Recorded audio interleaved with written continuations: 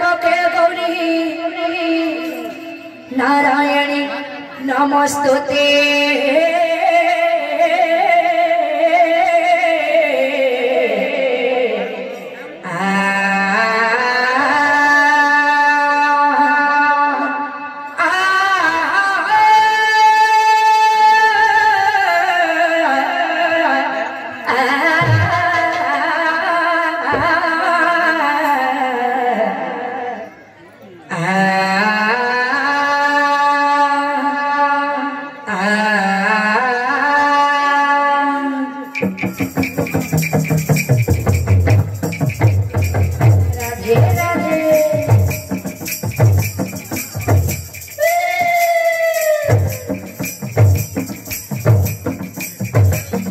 हरि बोला हरि बोला हरि बोला भाई हरि नाम तोरी बोले जलाई माधाए।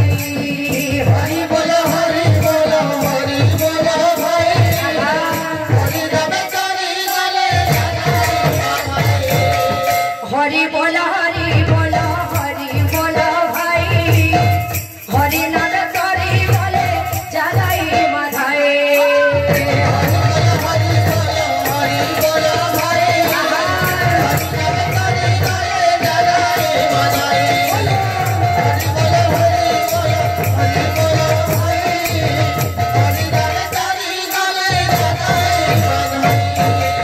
दाता करो मना बंचा पुण्य करो हरि पुण्य करो हरि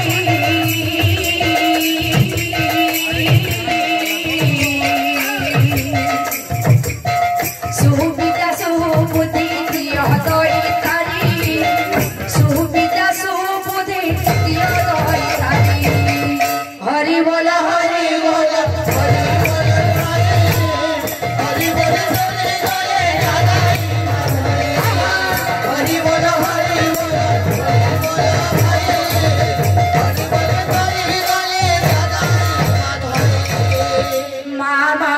माने गो चिड़ी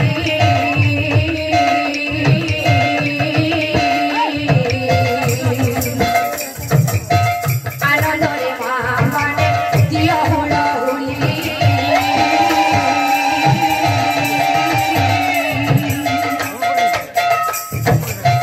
बापा भाई मानो खूबी करू छोड़े बापा भाई मानो